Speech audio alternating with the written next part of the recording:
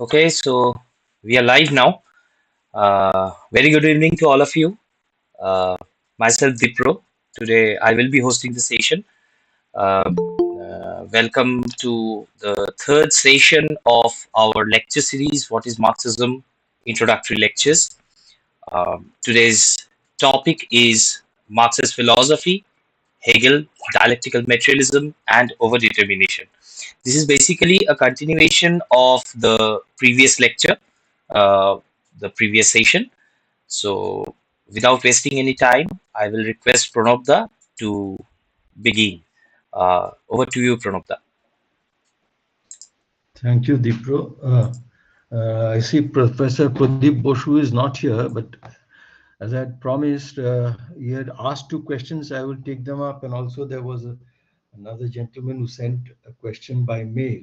So we'll first discuss those questions emanating from the previous lecture, and then we'll go on to today's lecture, which is, as Dipro said, it is really part two of Marxist philosophy. Basically, we are discussing very briefly Hegel's methodology, then what is diamat, that also very briefly. And today we had started our discussion on the thesis on Feuerbach, Marx's thesis on Feuerbach. The objective is to understand the distance of Marxist philosophy from both Hegelian method as well as from mechanical, what he calls mechanical materialism, or the old materialism. Now, the first question that Professor Pradeep Basu had raised was, why should the relations of production be considered as theses and forces of production as antitheses? That's the way I put it. And he was suggesting why should they not be the other way around? Now, you see, very briefly, theses can be variously defined. It is basically a theoretical proposition that starts a logical sequence of statements. Now, it is the beginning of a discussion. It is, or sometimes it is said, it is a normal way of looking at things, whereas the antithesis is the opposite. It is the contradiction. It is a different way of looking at things, and we are joining a discussion. Antithesis really joins a debate by discussion by contradicting the initial position. Now, I proposed the relations of production as the thesis in the sense that the temporarily stable order is defined by the relations of production. Now, we had said that we had been examining that statement of Marx that when in the Communist Manifesto, that at a point of development of the forces of production, the relations act as fetters, and then they have to be burst asunder. They are burst asunder. Now, we are saying that so the mode of production persists. It is for a period of time. It is temporarily stable, and during that period of time, the order is defined by the relations of production. Now, there is no antithesis during that period of time. The forces are in consonance with the relations of production. One may artificially construct a temporal sequence, though this is not the mode of Hegel's argument. In that event, the relations and the consonant forces precede the incompatible, more progressive force of production. That is, initially they are both compatible, then the force of production, they move forward. How do they move forward? There must obviously be a class which takes it forward, who are the bearers of the nascent new relations. They take it forward, and at a point there is a contradiction. The forces of production then are constrained by the relations of production, and then, as Marx said, they are burst asunder. Now, it is only in a revolutionary situation that the development of forces contradicts the existing relations of production. They challenge it, they become contradictory or unusual. He said antithesis is unusual. In this sense, I see the forces as the antithesis. It is not the relations that are contradicting the forces. They are harmonious up to a point. It is then the development of the forces that is challenging the relations. Relations act as fetters, they constrain, they limit. They do not contradict and overcome or change the forces. The forces contradict and initiate a change or a new synthesis. Now, the second question which mm, Professor Pradeep Basu had posed was, does the transition from a slave, from a primitive communist mode to a slave, how does this transition from a primitive communist mode to a slave mode of production occur? And does this not contradict the implication was, of course, whether it contradicts Diamat or not.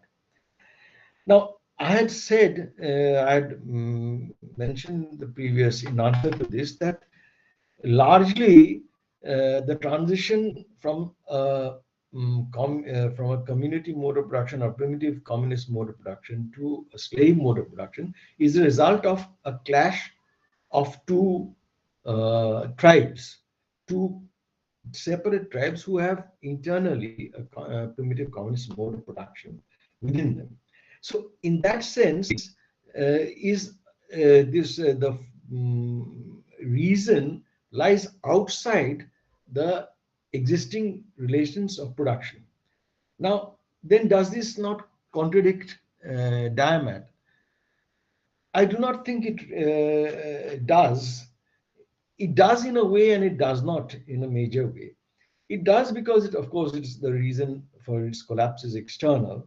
It does not because, you see, the primitive communist mode of production is not characterized by any class division. So unless there is a class division, there is no, as such, the question of relations acting as fetters to the forces of production. And so there is no possibility of a new class, a nascent ruling class, bearing a more progressive set of forces of production. So in that sense, it does not contradict what Diamat says. Then there are two questions which are posed by Mr. P.S. Mukherjee. This was sent over mail. One is, what is the basis of Hegel's conception of totality or absolute knowledge? Now, as we are not discussing Hegel per se, we will answer this very briefly. Every step of synthesis or negation of negation, that is two different ways of looking at the triad, the end point of the triad, synthesis or negation of negation, sublimates the prior moments. That is, they absorb without leaving any remnant. The prior moments, meaning the thesis and antithesis, are both contained completely in the synthesis.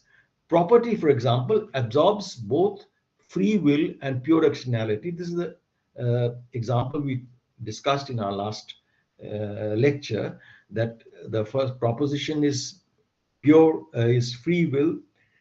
Then the antithesis is this is pure free will, and the antithesis is pure externality.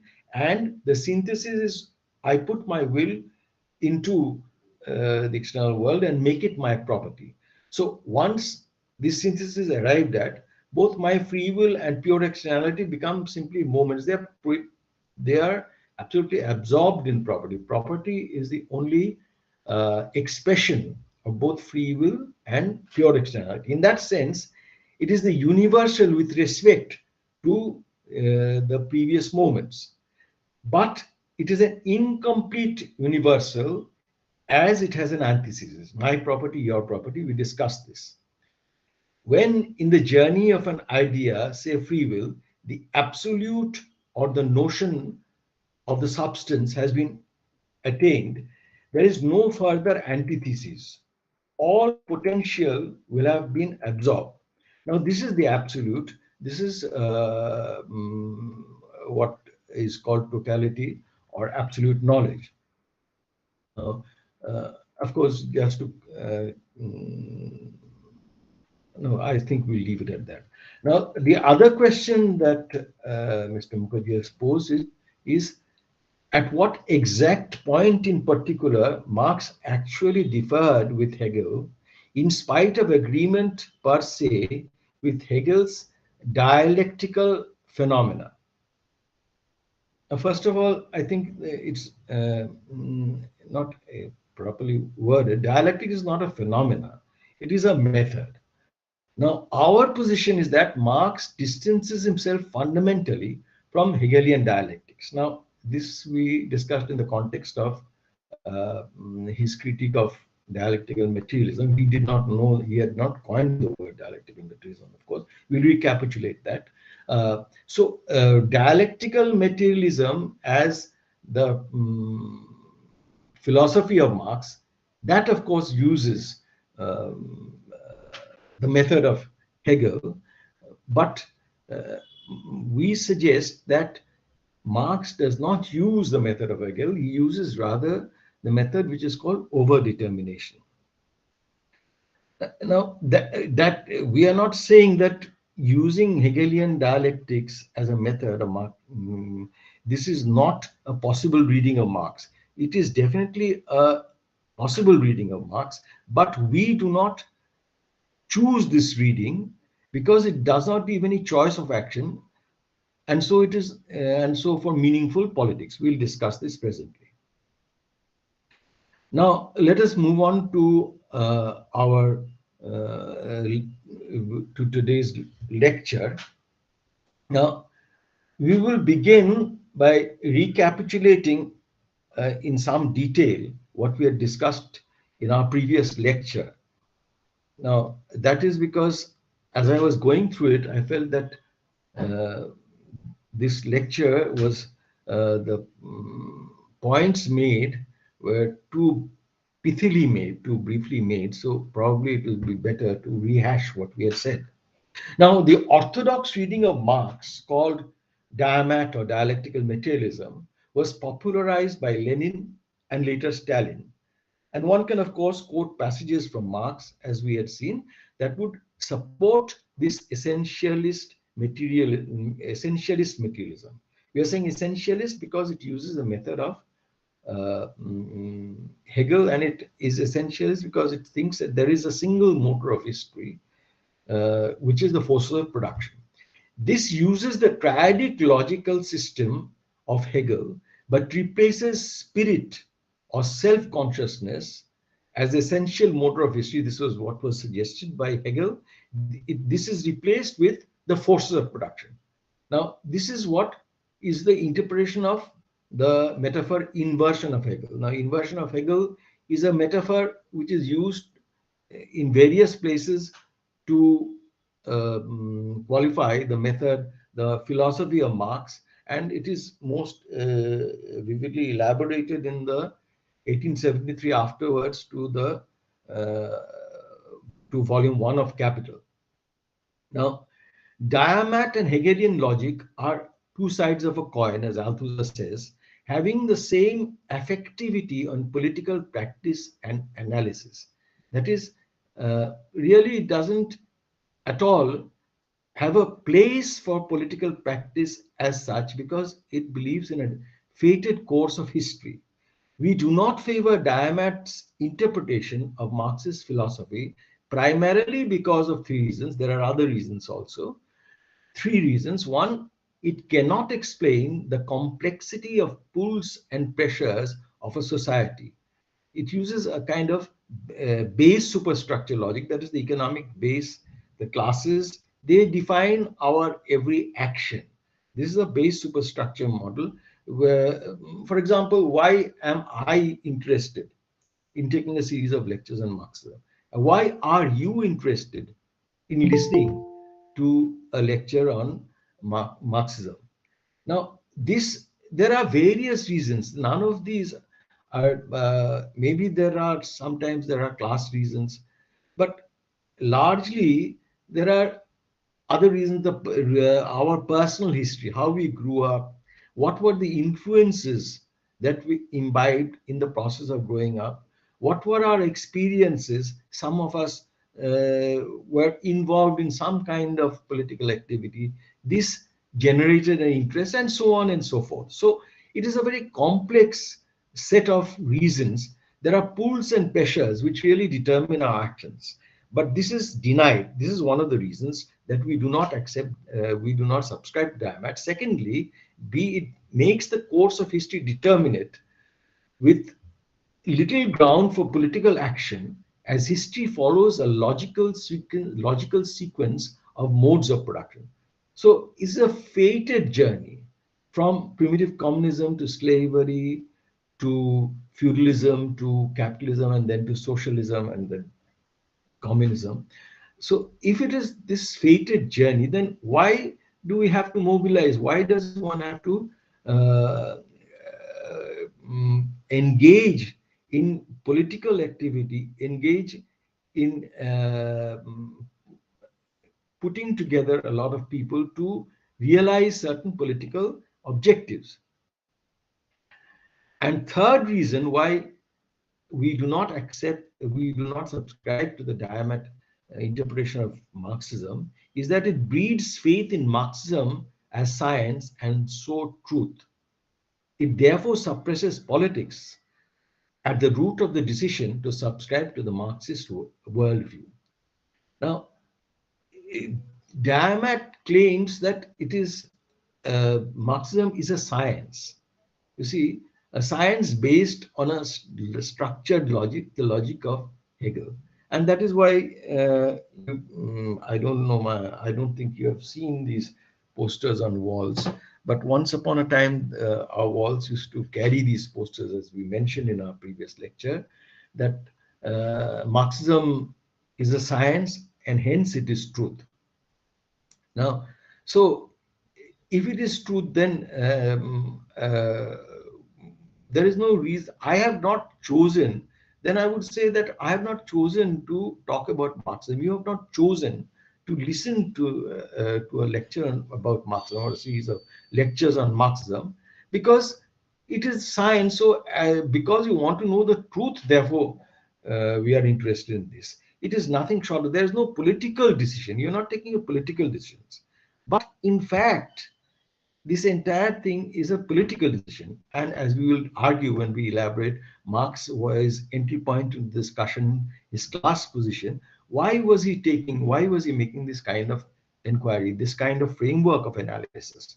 It is because, among other things, because of his involvement in the working class movement and his experience of that.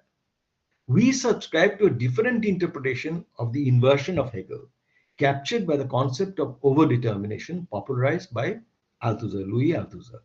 Overdetermination critiques all essential determinations of social systems and phenomena and instead introduces the idea of mutual constitution of elements. Thus, instead of matter replacing spirit as the essential determinant of history, matter and spirit become mutually constituted. This we had seen in our course, in the course of the discussion. We had discussed 4 or 5 theses of Feuerbach, and there we had seen that what he's saying is that it is not matter and spirit are not separated, as Feuerbach is saying. Neither is matter produced by thought, as Hegel is stating, but they are mutually interdependent, and the bridge is that of practice. Generally, everything determines everything. There are pulls and pushes generating contradictions. This churning results in ever-changing mind and matter. We will discuss this in greater detail in our next lecture. We argue this through reading of Marx's thesis on Feuerbach. Now, Marx presented the nature of mechanical, we are still recapitulating, Marx presented the nature of mechanical materialism through his reading of Feuerbach's The Essence of Christianity. And in the process, he critiqued both mechanical materialism and idealism. Marx also outlined his own idea of materialism through this critique. Feuerbach argued that through human history, religion has progressed. Now, I'm quoting from Feuerbach. This is from Feuerbach's Essence of Christianity. The identity of the subject and predicate is clearly evidenced by the progressive development of religion, which is identical with the progressive development of human culture. The identity of subject and predicate is clearly evidenced by the progressive development of religion. Now, subject here is God and predicate is his nature. This is evidenced through the progressive development of religion through the Greek God. These are the examples he gives: Jehovah, that is the God of the Jews, and Christ. Through the stages of progress of religion, Feuerbach argues, the separation of mind and matter become evident. The absolute separation of the realms of thought and matter, which Feuerbach argues occurs in Christianity, is identified by Marx as the foundation of mechanical materialism. You know, Feuerbach says that it is in Christianity that mind and matter are completely separated. Now, the quote from Feuerbach, again from The Essence of Christianity: the Christian religion distinguishes inward moral purity from external physical purity. The Israelites identified the two. The Israelite trusted himself to do nothing except what was commanded by God. He was without will even in external things. The authority of religion extended even to his food. The Christian religion, on the other hand, in all these external things made man dependent on himself, that is, placed in man what the Israelite placed out of himself in God. So we have in our Eastern religions, whether you take Islam or you take Hinduism, we have what can you eat, things like that. So he's saying that this was also there in Judaism, saying that these are the earthly things. These are the religion was not so developed at that point of time. So all these things were taken into account. The religion, religious dictates, there were religious dictates dictating what you could eat and what you could wear and what you could do even. Now that is what is being done today. We are going through that the state is taking over this responsibility of saying all these things. Of course, in the because of the state no longer is politically emancipated. We will discuss this later. Now, in Christianity, these two are separated. Now, recollect what was said in the first thesis on Feuerbach. I'm quoting, hence, in the essence of Christianity, he that is Feuerbach, regards the theoretical attitude as the only genuinely human attitude, while practice is conceived and fixed only in its dirty Judaical manifestation. That is, in Christianity, the mind and matter are separated. He regards the theoretical attitude as the only. Feuerbach thinks that this is the only correct attitude. When you've separated the mind and matter, you're thinking only in your mind.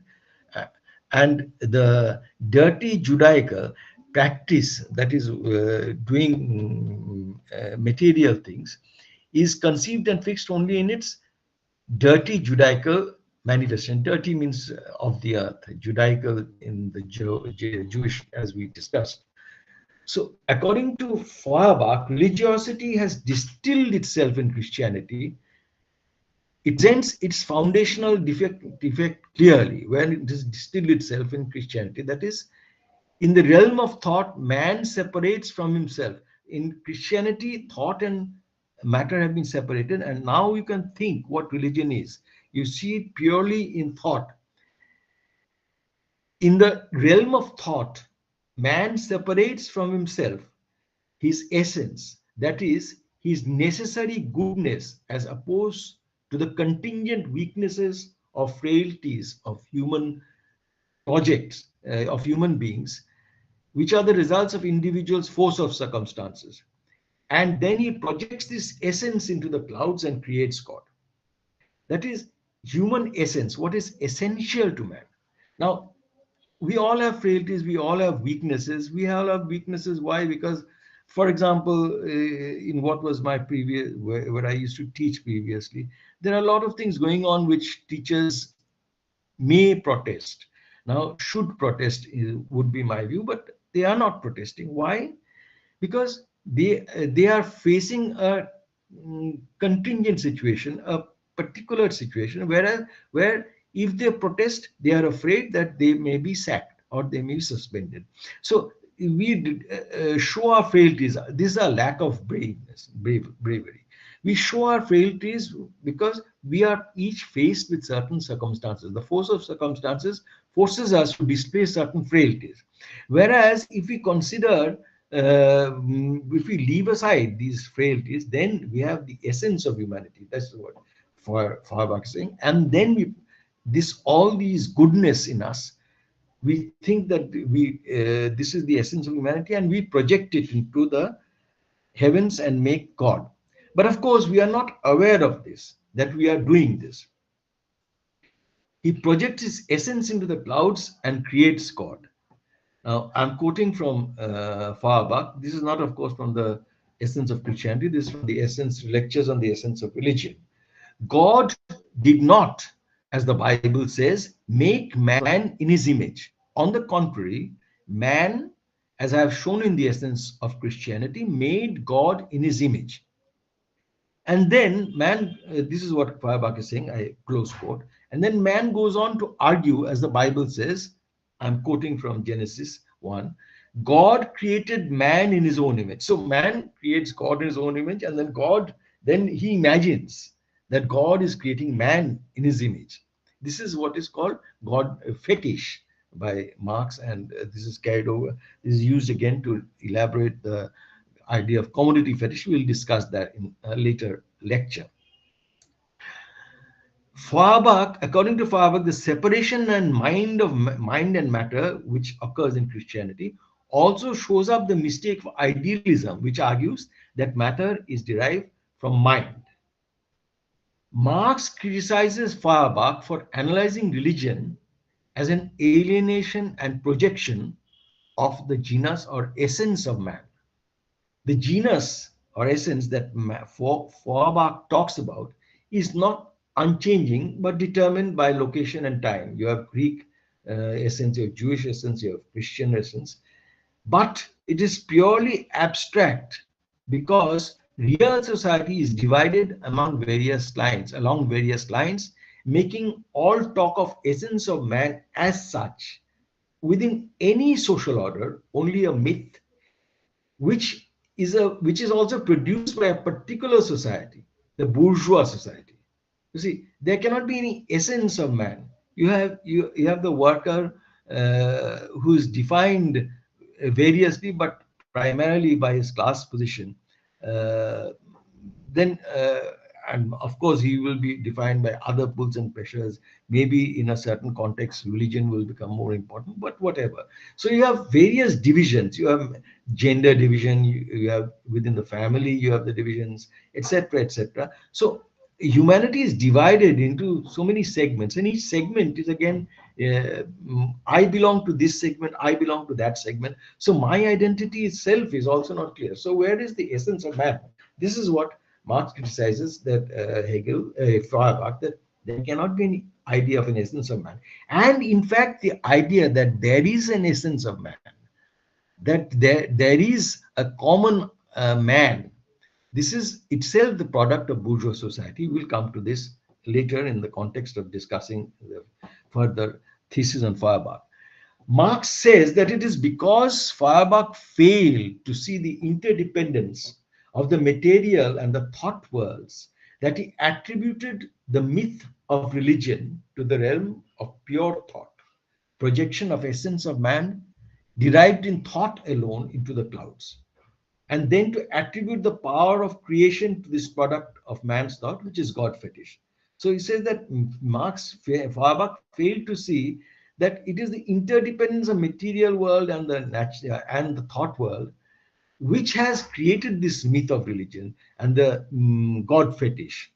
It is not, there is no essence of man which we alienate, which we take out of ourselves and throw into the clouds and make God. The very idea of essence of man is a product of a particular class divided society, the bourgeois society. It is intimately linked to the social order rather than being a product of thought distilled by the progress of religion to Christianity. So why is it a product of bourgeois order? This idea of the essence of man, we will see presently. Now, I think we had discussed up to thesis 5, but I'll just,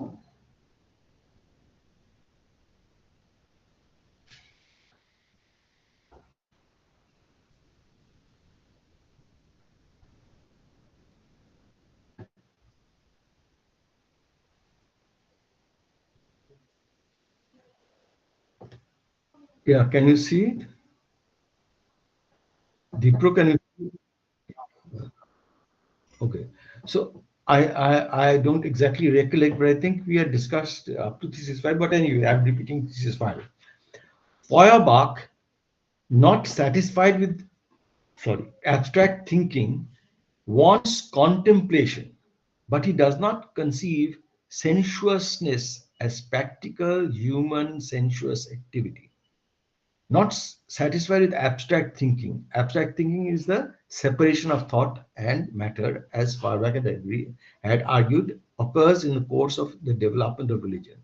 He wants contemplation, that he wants us to think about matter. But that is the mechanical materialism, that the matter is given, thought just reflects matter, contemplates.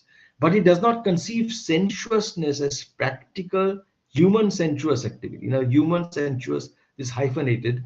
This is saying the same thing from a different angle. Marx rejects the idea of contemplation of reality given as such and proposes sense perception in a two-way relation between mind and matter. Human sensuous activity. In fact, we use these words to indicate separate analytical realms, that is, thought and matter. We use these words that are only mutually and continuously constructed. You see, we think what to do about practical activity. We try to realize our thought, our plans in action. Then the real world impinges, we change our plans. So mind and matter are continuously interacting with one another and defining and redefining themselves. So in fact, we use these words to indicate separate analytical realms, mind and matter, that are only mutually and continuously constructed, not given as such and forever. See, this is what he's saying: human sensuous activity as practical human sensuous practice is the bridge between mind and matter. Feuerbach moved ahead of idealism or abstract thinking, but he did not understand the active or mutually constituting relations between mind as sensuous activity and matter. Now, let us move on to thesis 6. The part in bold, that in larger type, that is what Feuerbach's thesis, Marx's thesis on Feuerbach is, and the rest is my comment. Feuerbach resolves the religious essence. Feuerbach resolves the religious essence into the human essence, but the human essence is no abstraction inherent in each single individual. In its reality, it is the ensemble of the social relations.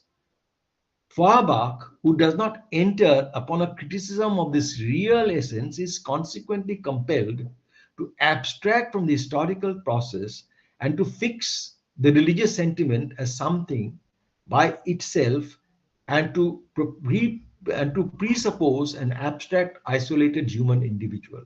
Essence, therefore, can be comprehended only as genus, as an internal dumb generality which naturally unites many individuals. Now, Feuerbach relates the root of religion, that is its essence, in something that is essential to all human nature. This is because it does not go behind, that is, critically examine the roots of so-called human essence.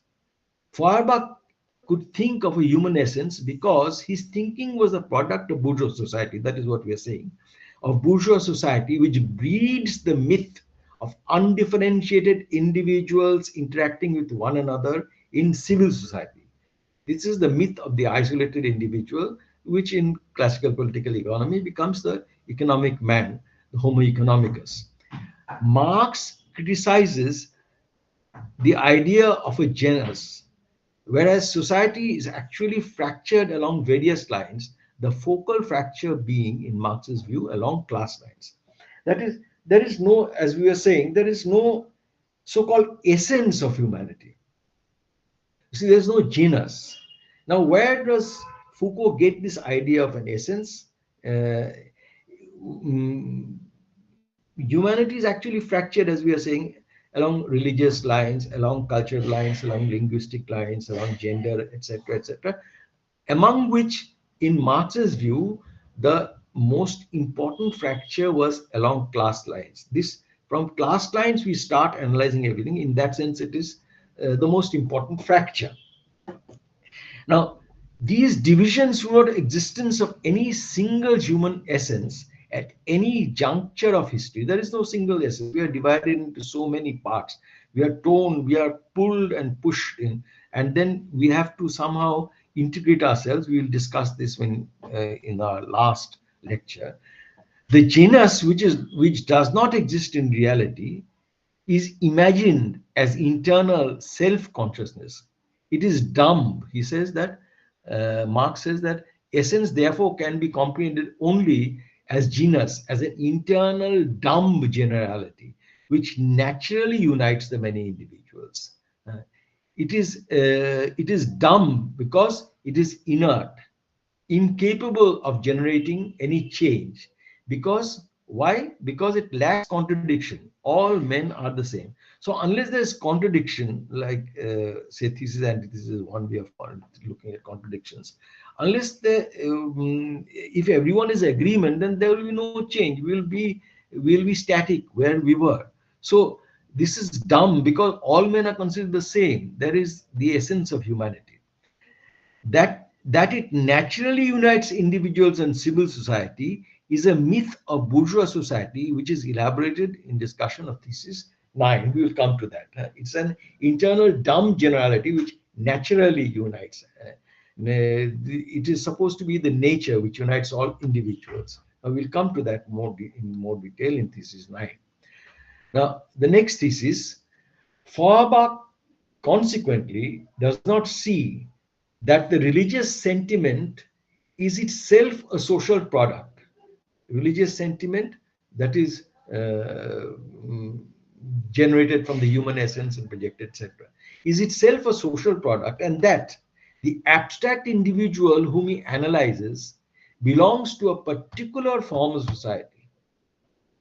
Because Feuerbach takes away the social aspect of individuals, he comes to the conclusion that religious sentiment is just the product of essential human nature. He cannot see that the very idea of humanity itself differs between different divisions of society. That is, the worker will see humanity in one way, the capitalist will see humanity in another way. The worker who is steeped in Hindutva will see humanity in one way. The worker who is steeped in fundamentalist Islam will see humanity in another way, and so on and so forth. You cannot see that the very idea of humanity differs between different divisions of society. He cannot see that the idea of the abstract individual is itself rooted in the bourgeois society, that is, in economic man. Feuerbach does not see that the abstract individual belongs to a particular form of society in the sense of particularly fractured society, fractured by class primarily, but also by other identities. In that sense, the emphasis on the impossibility of the myth of the abstract individual. That is, actually, there cannot be any essence. Once we take the criticism of Feuerbach that Marx is voicing, when we understand this, we see that there cannot really be any essence of man. There cannot be an abstract individual. This is also the critique of the very idea of human essence in any social order. But it is only in this particular social order that we think that there can be a human essence. Now, thesis 8, all social life is essentially practical. All mysteries which lead theory to mysticism find their rational solution in human practice and in the comprehension of this practice. practice. Practice. Now, this is we were talking about this in a previous lecture also, that you think, you put your plans into practice, and see the limitations that your plans face, the limits put by the natural world, by reality.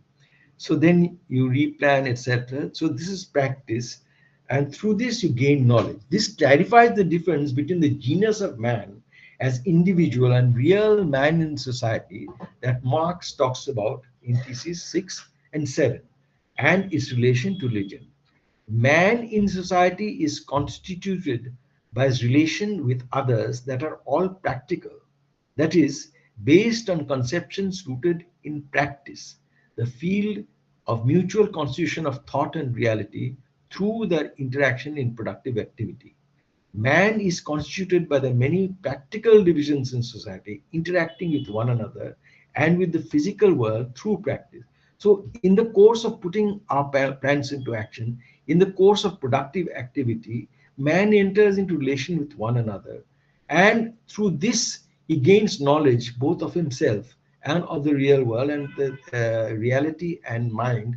They are interacting with one another through practice. So, all social life is essentially practical. All mysteries which lead theory to mysticism find their rational solution in human practice. This is the common belief. Mysteries are caused by supernatural, unintelligible existence. So whenever we cannot, this is always happened in human history, that you had magic and God, and you personified the natural force, a force of nature which you could not understand. Mysteries are caused by supernatural, unintelligible existence. This is the common belief. This belief is the basis of mysticism. To understand the rational roots of such mysteries, one must examine through practice. One must examine through practice and its comprehension, that is, hypothesizing, testing, modifying hypothesis, the mutual constitution between mind and matter. This belief, to understand the rational roots of such mysteries, why these are mysterious to us, we must hypothesize, test our hypothesis. That is what Marx is saying, that through activity our thought must be continuously improved, and matter and thought will be interacting, and through this we gain knowledge. So this is a totally different kind of knowledge apparatus he's talking about, as compared to the rational knowledge apparatus of Hegel. So only through this we understand that we gradually, these mysteries fall apart. For example, just in alchemy, to give an example, gave way to chemistry. Ancient scrolls documenting the practice of alchemy combine magical incantations that must accompany the addition of a chemical to another in a chemical change. So alchemy discovered a lot of things, but it also added these magical incantations to with the practices which resulted in combining certain compounds with one another. Rational development of science brought the realization that the incantations were unnecessary. See, this is a practice which we see in there is nothing called Hinduism, basically in Brahmanism. We see that when you are performing this, what is that? Yagna. So you have you throw incense, mire, etc., to the fire, and you keep making incantations, and then the fire bursts up like that. So this is bursting up because of these, because it's a natural reaction. But you are making these incantations. It has remained like that. This was at one point of time. This was because we could not understand these mysteries. So we were thinking a natural phenomena was discovered, but we thought that this was not natural. When in the course of discovering certain incantations, certain mantras were recited, and one thought that, well, this is the reason for that. So now, as through the interaction between mind and matter, through practice, we gain more knowledge, then these fall apart. Now, the next thesis says the highest point is reached. The highest point reached by contemplative materialism, that is, materialism which does not comprehend sensuousness as practical activity, is contemplation of single individuals and of civil society. Now, this is a very pithy thesis which captures a lot of things. Contemplative materialism. This is elsewhere called mechanical materialism or the materialism of Feuerbach. Did not think of human beings in society constituted as a whole through their various practical interactions, but thought of humans as individuals with a given genus or essence. Thus, society comprises sum total of like individuals who, as isolated abstract individuals, could only interact as abstract bearers of citizens' rights in civil society. This totality supposedly interacted, as liberal theory proposed, in civil society composed of undifferentiated citizens interacting outside the government sphere.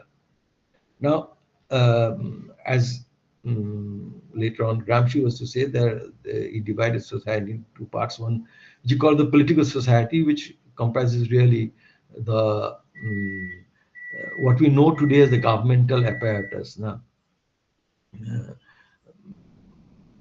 it's the state's apparatus, and the rest was civil society.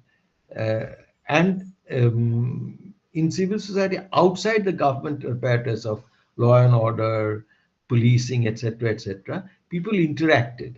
Now, what Marx is saying is that the highest point is reached by contemplative materialism, that is, materialism which does not comprehend sensuousness, that is Feuerbach's mechanism, is contemplation of single individuals and of civil society. So it is in this bourgeois society that the highest point is reached. We think because individuals are formally defined as all equal citizens, bearing all equal rights, citizens' rights.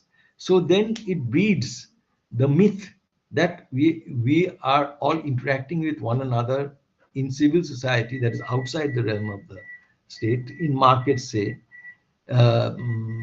as equal individuals. So single individuals interacting in civil society. Elsewhere, Marx makes a more detailed criticism of the passive contemplation of civil society by mechanical materialism, that is Feuerbach's materialism, say, that results in the construction of egoistic man as natural man.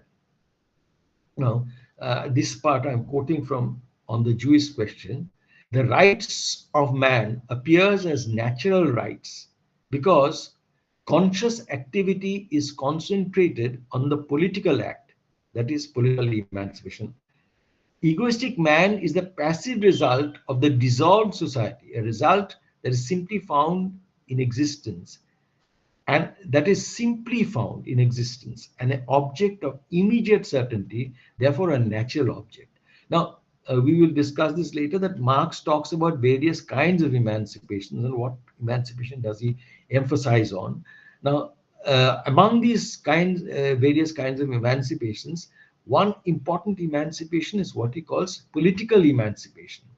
That is emancipation from privileges. That basically what was there in feudal society. It was a society based on privileges, as we discussed in a previous lecture. In a previous lecture, that the feudal lord could extract surplus because he was privileged over the people who were producing surplus. There's not so in this order. So emancipation from privileges. This is what Marx calls political emancipation. Now, because conscious activity is concentrated on the political act, that is political emancipation. And so once this political emancipation takes place, the society that results, that is the bourgeois society. And what is the bourgeois society? It's composed of individuals who are not designated by name in the constitution. We all have equal rights. So we have the rights of man, the rights of citizens, and this is confused as natural rights. It says that, well, we are all equal. This is the end of history. You have a famous book by someone called Fukuyama. This is the end of history. This is the end of civilization. Then there's nowhere to go because we're all equal now. So these are natural rights. So long it was unnatural. There were privileges, various kinds of privileges, slave, feudal, whatever. Now all these have been abolished. So now it appears as natural rights. Contemplations of individuals and single individuals and of civil society. And civil society, it appears to be the natural space of interaction of natural rights bearers. Now, thesis 10, the standpoint of old materialism is civil society. The standpoint of new is human society or social humanity. Again, this is a very pithy statement which needs a lot of elaboration. Standpoint of old materialism, that is the materialism of Feuerbach.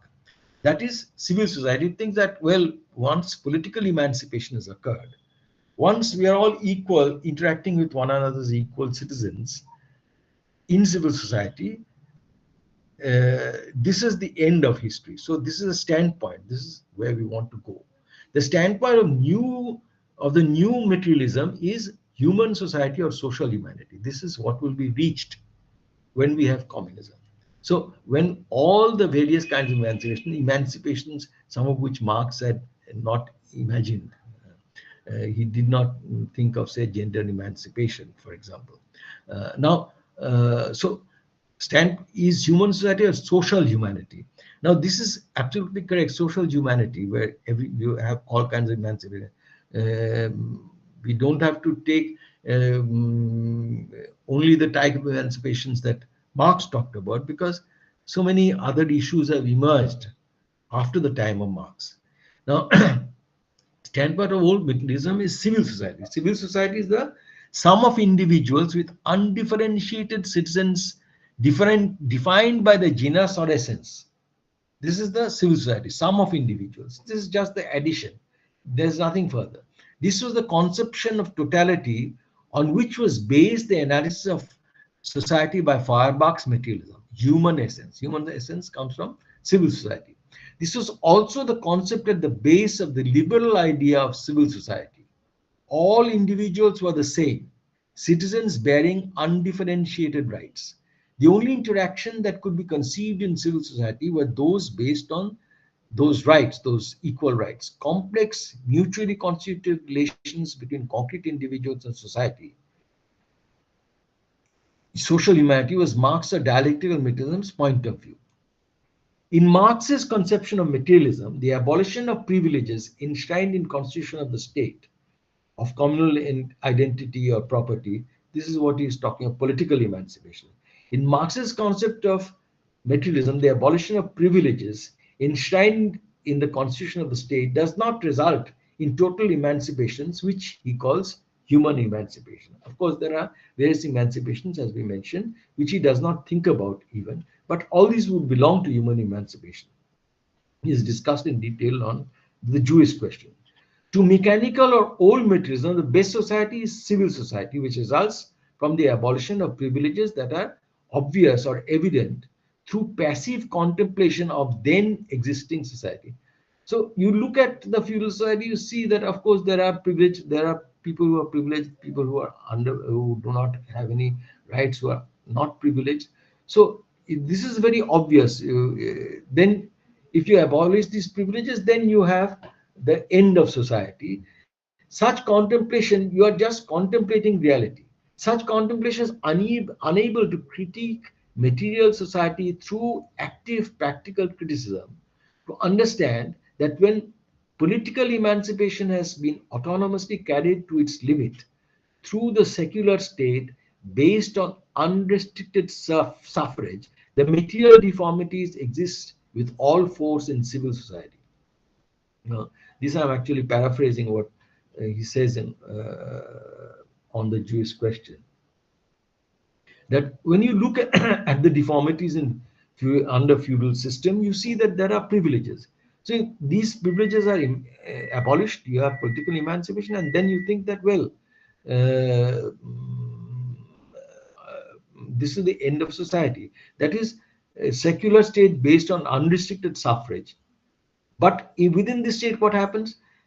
The privileges that were there in political society are now carried over to civil society. So you have the workers producing surplus value, which is appropriated by the capitalist. So all the deformities that existed within political society are now pushed on to civil society, where you are acting as if you are all equal. No one is mentioned by name in the constitution. You're just allowed to carry on your trade in the market with whatever resources you have.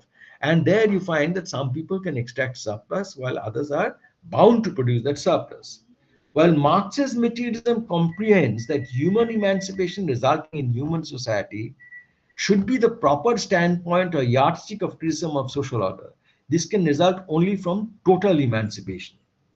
So Marx was not looking at the surface. Elsewhere, where he critiques classical political economics, he calls it vulgar economics.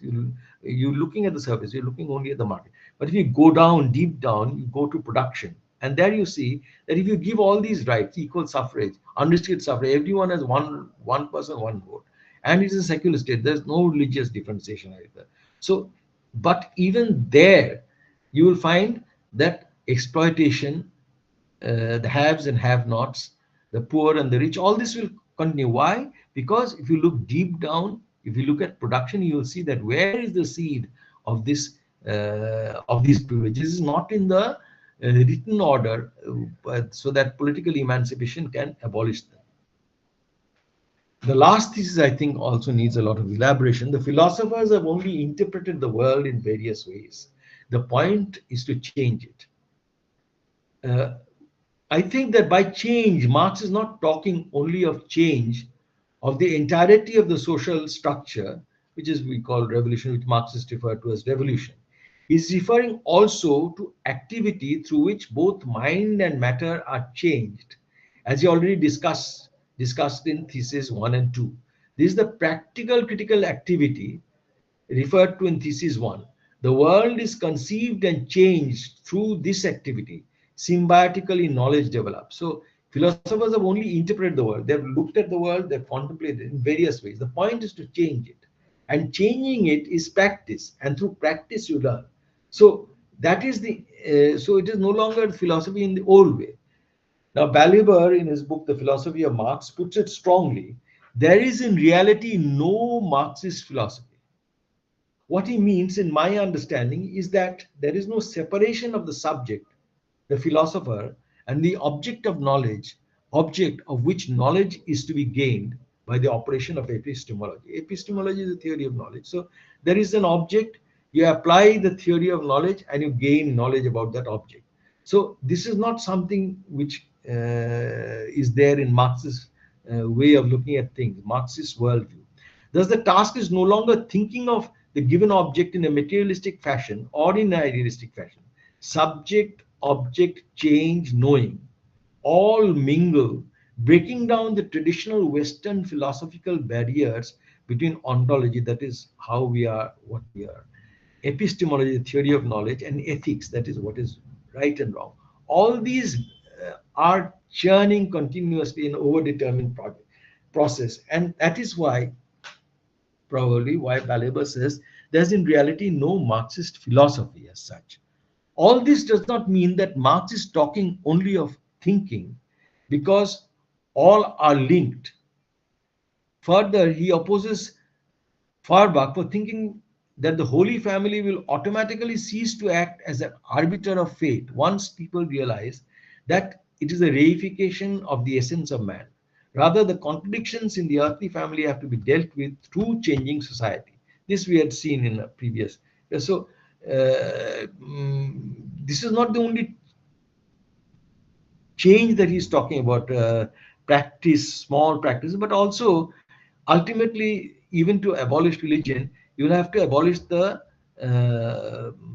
contradictions within society, the divisions, the focal division being that of the class division, because it is these divisions which are generating our alienation and which is creating our faith. We have to believe in something beyond us in order, that is a solace.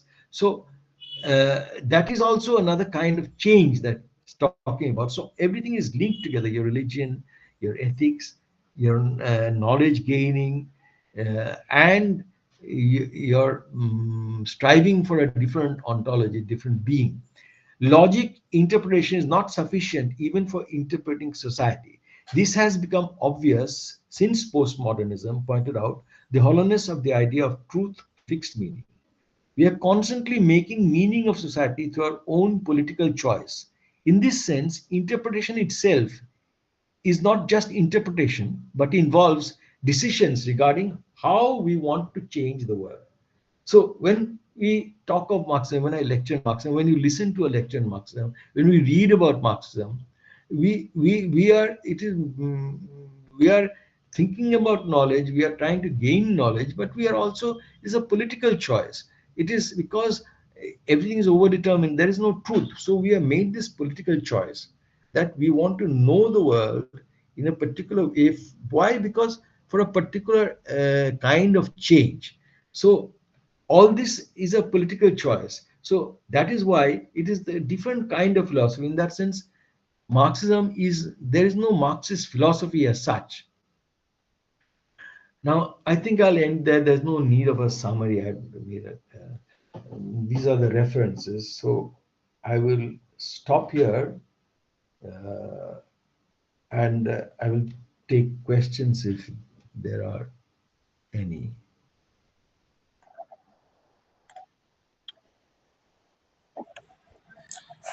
There are no questions in the chat box yet, so I will now open the forum so that if anyone has any question, they can ask directly to the speaker.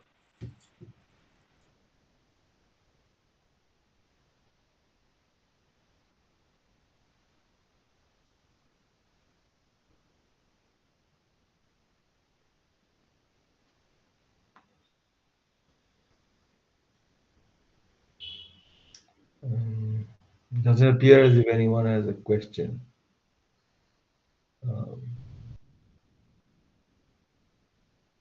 Pranab, just as anyone, no one has any question, so let me put one observation which can be discussed here, uh, because this is not a purely academic session. This is also a uh, political session. So I want to put one observation to you that uh, we really need to think about politics. Really need to think about the political practice we are involved in. Actually, there is no way to domesticate politics, right? So I'm just putting it like this, so we can discuss it a little bit. We need to think about politics, but uh, you see, of course, everything determines everything else, as we say in this concept of theory of overdetermination. But also, analysis is important. And that is why we think about theory. So, for analysis, we have to enter, first of all, what we are structuring this series in this way that we started first with the background in which Marx is writing. Then we are moving on to his philosophy, epistemology, etc. All these which are combined together, as we just now uh, briefly mentioned. Now, through this, we will therefore leads to the question of if everything determines everything else, then how do we look at the world? Where do I start from? Then becomes a political question that why we start from class. Why are we starting from class? It's a political decision. It's a political decision which was based on Marx's engagement with the workers' movement. We will come to that later. And then the political, everything is a political question. You see, as I was saying that why are we studying Marxism? Why are we reading about Marxism? This is a political question. Now, there are, of course, we commonly say what are political questions are really questions which we are related to power. That is what we normally identify as political questions, which are obviously related to power. Say a working class movement, a movement against the employer, a movement by the students against the authorities, or in a broader sense, uh, even within the bourgeois democratic order, uh, movement by political parties to win in the ballot. That is a political decision. And then the largest decision will, of course, be changing the relations, which is a revolutionary movement. So all these are, of course, political. We will take up some of them, uh, but as I mentioned in the first lecture, that we will not be able to take up the questions of application in detail here. I am hoping that our group, or we can invite people from outside also, we can discuss the applications in a later on through such sessions. We talk about the global polity, we talk about, of course, it is important, and I think there are ways in which Marxism, we will discuss this in our last lecture, last two lectures, when we talk about new ideas, Gramsci, Laclau, etc. How these new phenomena of the emergence, re-emergence, and establishment of conservatism all over the world, and religious fundamentalism, why is it occurring just now? It is possible, I think, but of course, we will have to do a lot more studies. Have I gone off tangentially, or was it what you were looking for? No, no, it's absolutely fine, Pranab. Okay, chalo. So if anyone else has any question, please feel free to ask the speaker.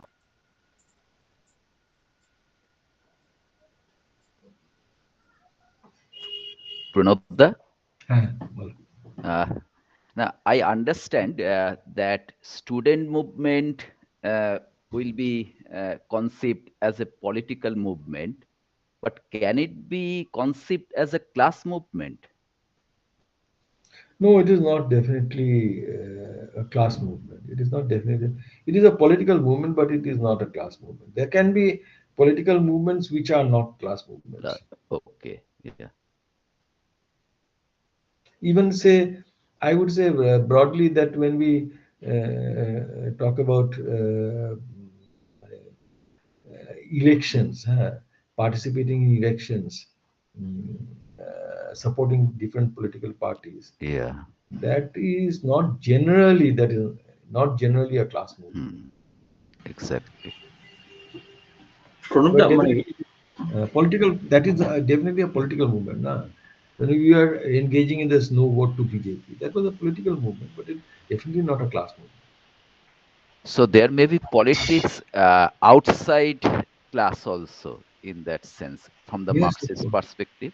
Yes, yes, of course. Okay. Okay. Because politics is about power and class is about surplus appropriation. Appreciation. The Okay. two, they have intersections, but they also have a vast area where they don't Okay. intersect. Okay. Pranab- Pranabda, in this regard, I have just one question. Yes. When students are rallying for some issue of the workers, uh, and plenty of examples are there. So in that case, also, would you term that it is not the class movement as That is definitely a class movement. You see, we will come to this question in detail later on. It's a question of hegemony, as Marx says. I forget just now where he says this, but I think it's in German ideology. And it is much before Gramsci talked of hegemony. He's saying that ideas of the ruling class become the ideas of everybody. So that is cultural hegemony, and he's saying that in order for some class to strive to overthrow existing classes, first of all, its culture must establish its dominance. Now, so when the work, so it a single class cannot really launch a movement by itself because it is not a large. You see, when the bourgeoisie dislodged the feudal order, bourgeoisie mobilized whom they mobilized. They mobilized middle classes. They mobilized the serfs, etc., etc. So in the same way, it is the mobilization of the workers, which is a class mobilization, and which is rallying other people, other segments of the population. Whether you call them, you probably will not, student will not be called a class, but other segments, yes. In fact, in Russia also, during the time of Bolshevik Revolution, we Definitely. we we experienced a lot of those forces who rallied around the. Yeah, definitely, definitely. Because in fact, that is where you see a population of Gramsci's ideas in one way it explains on this question of hegemony. It explains some certain conundrums of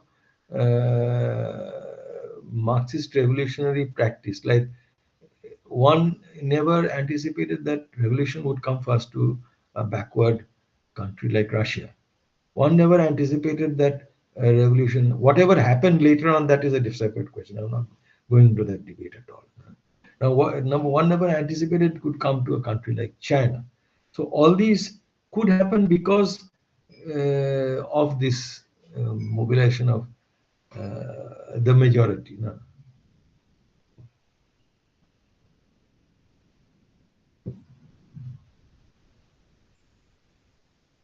Yes, if there are no other questions. If there are no other questions, we can end the session here.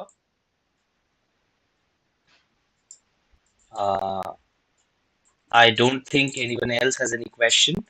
So let's end here today, and we will be meeting again the next Friday. Yeah, yeah, yeah. I was wondering whether 7:30 is a more convenient time. I don't know. For me, of course, it doesn't matter either.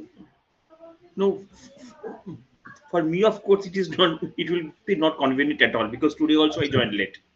So I think that people who are working, many of them, 8 is more convenient. So let us keep it. Today So also I we joined meet late. next Friday again at 8. Okay, so we are meeting again in the next Friday at 8 p.m. So till then, good night, everyone. Thank you.